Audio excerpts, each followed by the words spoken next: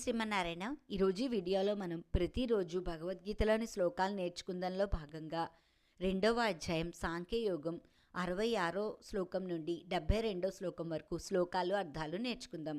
మనందరం కలిసి భగవద్గీత పఠిద్దాం అనుకునేవారు దయచేసి నా ఛానల్ని సబ్స్క్రైబ్ చేయండి. ఓం శ్రీకృష్ణ పరమాత్మనే నమః. రెండవ అధ్యాయం సాంఖ్యయోగం 66 శ్లోకం. అర్జునుడు శ్రీకృష్ణుణ్ణి స్థితప్రజ్ఞుని లక్షణాలు ఎలా ఉంటాయి అని అడుగగా శ్రీకృష్ణుడు చెప్తున్న శ్లోకాలు అర్థాలు. 66 శ్లోకం. నాస్తి బుద్ధిరయుక్తస్య నచాయుక్తస్య భావన నచాభావయతః శాంతిః అశాంతస్య కుతః సుఖం.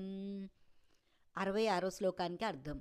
ఇంద్రియములు మనస్సు వశమందు ఉండని వానియందు నిశ్చయాత్మక బుద్ధి ఉండదు. అట్టి అయుక్త మనుష్యుని అంతఃకరణం నందు ఆసక్తి భావమే కలగదు. తద్భావహీనుడైన వానికి శాంతి లభింపదు.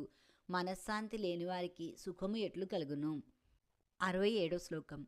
ఇంద్రియాణం హి చరతాం యన్మనోను విధీయతే తదస్య హరతి ప్రజ్ఞాం వాయుర్నావమివాంభసి. 67 శ్లోకానికి అర్థం. నీటిపై తేలుతున్న నావను గాలిని నెట్టివేయును. అట్లే ఇంద్రియార్థములయందు సంచరించు ఇంద్రియముల వలన మనస్సు ఏ ఒక్క ఇంద్రియములతో కూడి ఉన్నను ఆ ఒక్క ఇంద్రియమే మనోనిగ్రహము లేని మనుజుని బుద్ధిని అనగా విచక్షణా శక్తిని హరింపచేయును. 68 శ్లోకం. తస్మాదస్య మహాబాహో